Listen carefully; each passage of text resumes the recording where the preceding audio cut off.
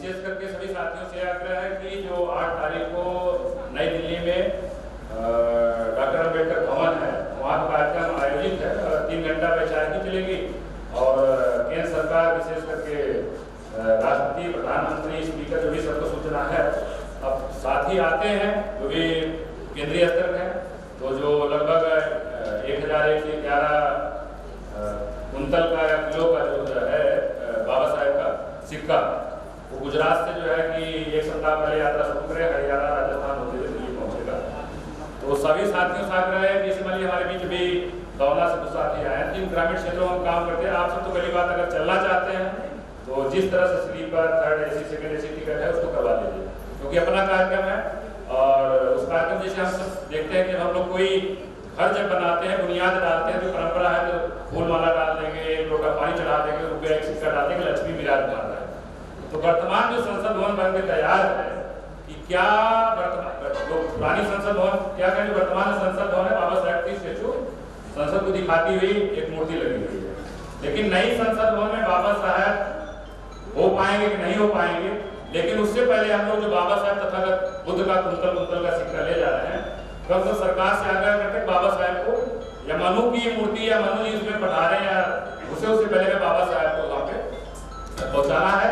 निश्चित है कि ये आंदोलन के प्रति आप जिस लोकतांत्रिक व्यवस्था में भारत का सबसे बड़ा लोकतंत्र है, जिस संसद भवन के सामने बाबा साहब है, तो निश्चित है उस लोकतांत्रिक विज्ञान संसद या भारतीय संविधान जिस तरह से उसकी व्यवस्था पालन किया जा रहा है।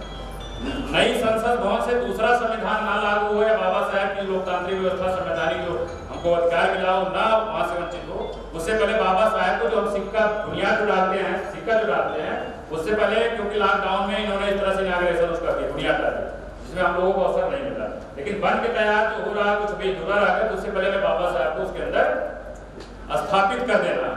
तो सभी साथियों से आग्रह है कि आप सब टिकट करवा करके आपको 8 को अम्बेडकर भवन वहाँ पे 8 बजे तक पहुँचाना है। 8 अगस्त को 8 बजे तक। और निश्चित देखिए कौन आता है कौन नहीं आता, उस पर निर्भर करेगा। दूसरा, जो साथी नहीं चलना चाहते हैं लेकिन वो पे बैक टू सोसाइटी का सहयोग कर सकते हैं, जैसे मैंने 250-300 लोग हमारा टारगेट है, अपने संकल्प से लोगों को ले जाएंगे। लेकिन वहाँ पे क्या है, हर व्यक्ति स्वयं अपना सहयोग करेगा, कोई बाहर फंडिंग एजेंसी या कोई पैसा वहाँ नहीं दे रहा। तो जैसे 250 लोग हम ले जाएंगे तो पहले शाम को 7 बजे यहाँ निकलेंगे प्रयागराज से। प्रयागराज और जो रीवा आती है, 2 ट्रेनों को हमने चालू डिब्बे में बात हो गई है, उससे हम निकलेंगे। दिन भर वहाँ रहेंगे, फिर जाके 8 की शाम फिर जाके प्रयागराज से या रीवा से निकलेंगे। एक दिन जो 8 हमारा दिन बीतेगा, 250 लोग गाँव से भी साथी जाएंगे, हमारे सहयोगी साथी हैं, तो उनके लिए हम क्या अल्पाहार की व्यवस्था कर सकते हैं। अल्पाहार, वो अल्पाहार के लिए 1 दिन का आपका सहयोग जो डोनेशन बॉक्स रखा है, जो भी आप कोई 1 रुपया 1 रुपये से जो भी साथी सहयोग करना चाहें उस बॉक्स में कर सकते हैं। इसी क्रम में हमारे मंच पे आसीन पंजाब का नेतृत्व कर रही हमारे बीच पिछले हफ्ते 2 सत्र में जो लॉकडाउन था, तो हरप्रीत जी हम सब सोशल मीडिया में उसमें बहन जी जागो अभियान करके जो है ये चला रहे थे और पंजाब से लगातार अच्छा गाइड उनका पंजाब के साथ में जोड़ रहे थे। तो हरप्रीत जी जो पंजाब में सोशल एक्टिविस्ट है, आप सब जिस तरह से समाज में काम करें, पंजाब की तरह से काम कर रही हैं।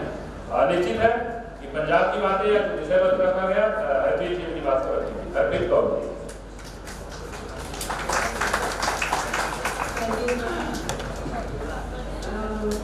सभी मंच पर साथियों को जय हिंद और इस हॉल में इकट्ठा हुए सभी साथियों को जय हिंद।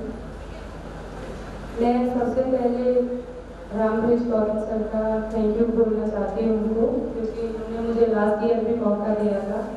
मैं किसी कारणवश नहीं आ पाई थी और आज मैं बहुत खुश हूँ यहाँ पर आके इस मंच में सभी चेहरों को देख के। तो हम लोगों को यहीं से बहुत सारी चीज़ों को सीखने की जो क्षमता वो मिलती है, सीखने की एक आदत पड़ जाती है। तो मुझे बहुत ज़्यादा मंच पर बोलना नहीं आता, इसलिए कुछ गलत हो जाए तो उसके लिए मैं माफ़ी चाहती हूँ। दूसरा, डॉक्टर बाबा साहेब का मैं बहुत धन्यवाद करती हूँ, उन्होंने यहाँ महिलाओं के लिए मंच दिया हम लोगों को अपनी बात रखने के लिए।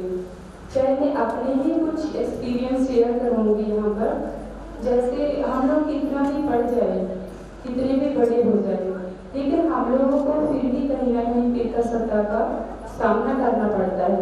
ये जो सारी चीज़ें हैं जो हमारे भरोसे में शुरुआत होती है, तो मैं जैसे अपनी बात करती हूँ तो 8th स्टैंडर्ड में पढ़ रहे थे, तब से लेकर हमारी शादी का जो इशू था घर पे वो बना हुआ था। 8वीं क्लास में बच्चा 13-14 साल का होता है तो पता भी नहीं होता कि शादी चीज क्या है। तो उस टाइम पे बोला जाता है कि जितने चीजें जोखिम हो गए तो इनको शादी कर दो, लड़कियां हैं, जमाना खराब है। तो मैं ये चीज बोलना चाहती हूँ, हमारे यहाँ पे पुरुष साथी भी बैठे हैं इस हॉल में, जमाना जो है वो लड़कियों के लिए ही क्यों खराब है, पुरुषों के लिए तो जमाना खराब नहीं है। अभी मैं दूसरा अपनी कुछ लेटेस्ट एक्सपीरियंस शेयर करना चाहती हूँ। मैं NCR से रिसर्च कर रही हूँ, हेल्थ मिनिस्ट्री का प्रोजेक्ट है। तो वो वर्क जो है पंजाब में हो रहा है, तो उसमें बहुत सारे क्वेश्चन पूछे जाते हैं महिलाओं से सोशल के, कि उनको बच्चा पैदा करने का राइट है या नहीं। तो वो बोलती कि ये राइट्स जो है वो हमारे पति के हैं, वही हमको बताएंगे कब हमको बच्चा पैदा करना है, कब नहीं करना चाहिए, उन पर डिपेंड करता है। तो हम महिलाओं की जो स्थिति है आज भी बहुत दयनीय बनी हुई है। तो इसके साथ ही राजनीति का अगर हम लोग देखें तो मैं सरपंच एक इलेक्शन रिजर्व सीट से एक औरत इलेक्शन लड़ती है तो सरपंच जो है उसके हस्बैंड ही करते हैं। क्यों औरतों को बोला जाता है कि इसके अंदर दिमाग नहीं है। कुछ दिन पहले मेरी किसी युवती के साथी से बात हो रही थी तो उन्होंने बोला कि यहाँ पर औरतों को राजनीति में लाया इसलिए नहीं जाता क्योंकि वो लोग अपनी बात नहीं रख सकते इस मन करा के। जब मैं ये पूछना चाहती हूँ कि जब हम लोग एक बच्चा पैदा कर सकते हैं, दो घर चला सकते हैं, तो हम लोग राजनीति क्यों नहीं कर सकते? क्योंकि हम लोगों का जो माइंड सेट है उसको बांध दिया गया है, पुरुषों का जो माइंड सेट है वो वही हटा गया कि महिलाएं जो है वो राजनीति नहीं कर सकती। लेकिन हमारे देश की बहुत सारी महिलाएं ऐसी है जो आज भी इंदिरा गांधी जी को देख लीजिए और मायावती जी को देख लीजिए, तो ऐसी महिलाओं को, हम महिलाओं को ही इंस्पिरेशन लेना चाहिए ताकि हम लोग आगे बहुत कुछ कर सकते हैं, लेकिन एक मंच मिलना चाहिए। इसके साथ ही बात आती है पहरावे की, तो बात आती है पहरावे की और बाइक पर बैठना एक छोटी सी चीज है। तो मैं अपना एक्सपीरियंस शेयर करती हूँ। मैं पंजाब में एक गांव में रहते थे तो वहाँ से भी सिटी में शिफ्ट करा, तो मुझे आदत थी 2 साइड पर बैठ के जाने की, तो उस पर भी टिप्पणी होती थी कि क्यों लड़कियां 2 साइड पर नहीं बैठ सकती। तो ये छोटी छोटी जो चीजें हैं ये हम लोगों को कहीं ना कहीं डिमोरलाइज करती है, डिमोटिवेट करती है। आज दूसरे एक्सपीरियंस में और शेयर करती हूँ अपना, क्योंकि मैं किसी पॉलिटिकल पार्टी से किसी प्रोजेक्ट को, जेंडर इक्विटी प्रोजेक्ट को पूरे देश को रिप्रेजेंट कर रही हूँ, तब भी मुझे बहुत सारी समस्याओं का सामना करना पड़ता है। तो इसीलिए मैं सभी साथी महिलाओं को बताना चाहती हूँ कि आप लोग पढ़िए, एजुकेट होइए और अपने मुद्दों पर खुद बात करिए, अपना नेतृत्व खुद करिए। तो कोई भी यहाँ पर हमारी बात को समझने के लिए, रखने के लिए नहीं आएगा। जैसे बहुत सारे साथी महिलाओं ने बोला कि उनको मैनर्स के साथ जोड़ दिया जाता है। जब हम लोग किसी को अपनी बात समझाने की कोशिश करते हैं तो बोला जाता है कि इस लड़की को मैनर नहीं है।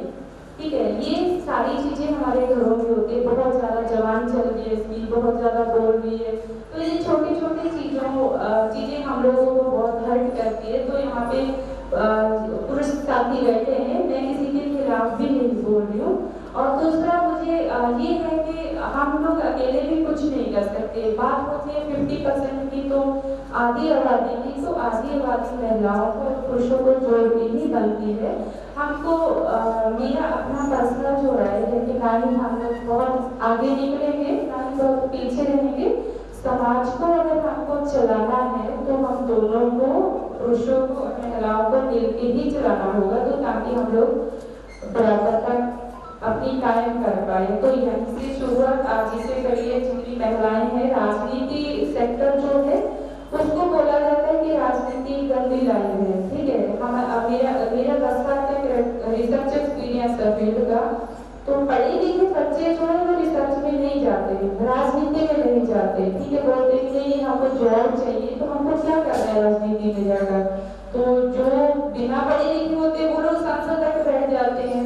हम लड़कियों को, जो पढ़े लिखे वेल एजुकेटेड बच्चे, उनको तो वहाँ जाने का मौका नहीं दिया जाता, क्योंकि हमारे घरों से ही हमको प्रमोट नहीं किया जाता कि राजनीति करेगी, इसको पंचायत में जाना मीटिंग्स करने पड़ेंगे, तो फिर बात फिर वही आती है कि उन सारी चीजों को मेहनत के साथ जोड़ दिया जाता है। तो मैं इतना ही आप सभी यहाँ पर आई हुई बहनों से और मेरे भाइयों से निवेदन करती हूँ कि अपने बच्चों को सशक्त बनाइए और लड़कियों को खास करके, ताकि वो अपनी जो प्रोटेक्शन है वो खुद कर सके, उनको किसी के सहारे की जरूरत ना पड़े। और मैं यहाँ से तमिलनाडु तक जाके आ चुकी हूँ, बहुत छोटी उम्र में बहुत ही फाइट करा, अपने घर वालों से भी करा, बाहर वालों से भी करा। मेरे फादर साहब का, मेरे भाइयों का मैं थैंकफुल हूँ कि उन्होंने मुझे यहाँ तक आने का जो मौका दिया, मुझे सशक्त बनाया। उसके साथ ही मेरे जो दूसरे लोग हैं सोसाइटी के, समाज के, तो वही लोग हमको डिमोटिवेट करते थे। मैं अपने आप को बहुत लकी मानती हूँ कि आज मैं आप सभी के बीच अपनी राय रख रही हूँ, अपनी बात को रखने का मुझे मौका मिला।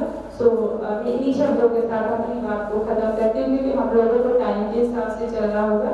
So thank you so much.